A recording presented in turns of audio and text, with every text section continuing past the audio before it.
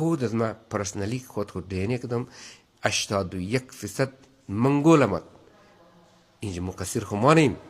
در پورا دنیا اگر دیانه کنی 22 نفر یک نفر خونی منگول دره. این خو صاف ظاهر است برادر.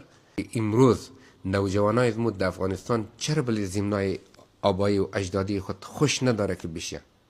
چرا در بابت یک روشن فکرم در گپ نمیزنه که روزانه در بابت عالم دین، بابت ملا، در بابت کربلا، بابت عج، بابت سروری، بابت فلانی گپ زده ایستن، انرژی خو فالتو مصرف کده این.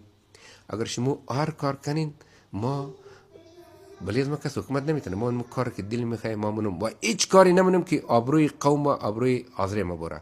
خود از ما پرسنلی خود دیانه کدم 81% منگولمت اینجا مقصر خو ما نیم.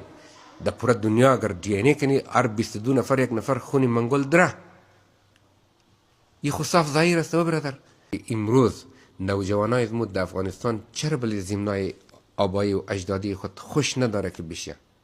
چرا در بابت یک روشن فکرم در گپ نمیزنه که روزانه در بابت عالم دین، بابت ملا، در بابت کربلا، بابت عج، بابت سروری، بابت فلانی گپ زده ایستن، انرژی خو فالتو مصرف کده این. اگر شما هر کار کنین ما بلی از ما کس حکومت نمیتونه. ما اون کار که دل میخواه ما منم و هیچ کاری نمونم که آبروی قوم و آبروی آذری ما بره.